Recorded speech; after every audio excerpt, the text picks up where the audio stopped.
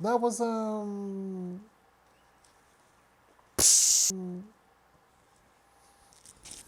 something.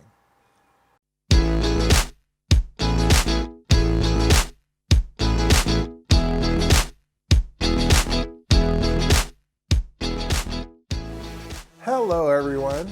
That felt very presentational. Hello, everyone. My name is Johnnie Newsworthy, and this week I'm taking a look at X-Men Dark Phoenix.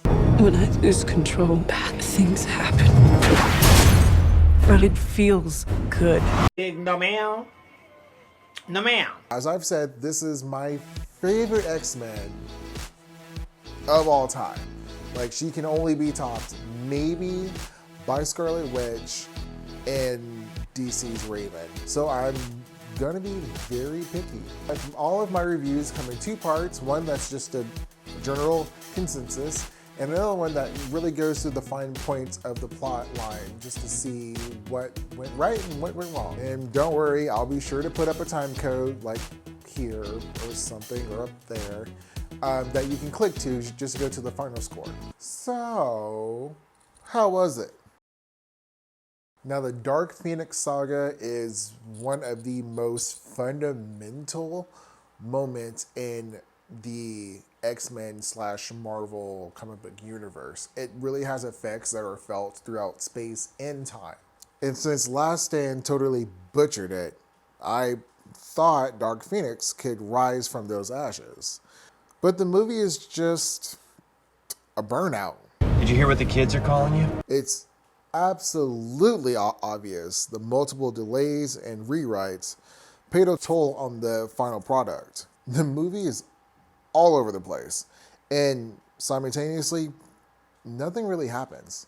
But to get into all those details, we will have to jump into spoilers, so go ahead, jump ahead now, if you will. I'll wait. Take your time. Not a full review to do. You're just sitting around clicking the button. Okay, so like I said, Dark Phoenix is a hot mess. A lot of stuff happens and then nothing happens. Like, there's no payoff. Like, there's a new character / character remodel. A prominent character dies. There's a major shift in the X-Men team up. And there's an alien invasion. So each one of those would have prompted its own movie, but for some strange, not all there reason, we decided to have all those plot points in one. They're not actually given time to breathe. Like the funeral scene, which, again, spoilers, if you're still here, Mystique dies. And like, she dies and it just keeps going. Like, there's okay, all right. Or for example, in the very end, it's shown that Jean sacrifices herself just to make sure that, you know, the world's still safe, and then she doesn't keep killing people. She kind of like blows herself up.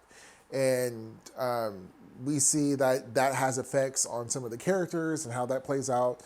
But then in the very last shot, you see a phoenix flying through the sky. So you know she's not dead, which that whole scene means nothing now.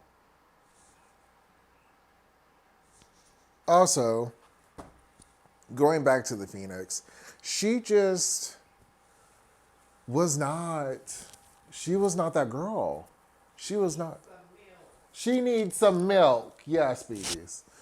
So in the comics, there's a very big distinction between Jean Grey / Phoenix and the Dark Phoenix. Jean Grey is more loving and caring and, you know, part of the team. And Dark Phoenix is like, I will burn all of you hoes if you talk to me crazy on a Tuesday at 9 a.m. while I'm crossing the street drinking Mocha Cappuccino. Okay, I will set you on fire for no reason, baby. Okay, but in the movie, how she's portrayed, it just is another one of those tropes where you have a very strong, powerful woman that has these powers and she can't control it, and just whines the whole entire movie. But, you know, that's not the first time in history that men didn't know how to portray a strong woman. So, now we've seen this time and time again with Scarlet Witch and with Raven from DC's Titan. How about, shocker, Jean Grey has these powers and maybe she can't control them, but instead of whining about it, she shifts from 2 different personalities. Like it is in the comic books.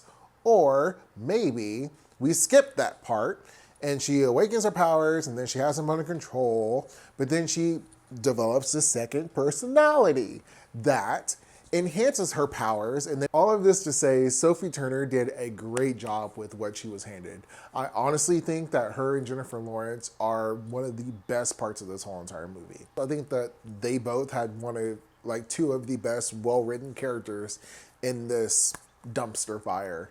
I mean, the men, Beast and Magneto flip-flopped motivation and allegation, and they kept going back and forth so much that it gave me whiplash. So in the end, we found out Dark Phoenix is a great movie to find on Netflix and fall asleep to. I mean, it is entertaining, but there's no big payoff, and it's written so poorly that you don't really get any enjoyment for trying to use your brain cells to connect the many plot lines. My final score, a C. Well, that's it for my review. How did you feel about the movie? Did you feel like it ignited your nostalgia, or did it just flame out? Leave me a comment below. As always, I'm Johnnie Newsworthy, and please, don't be a dick.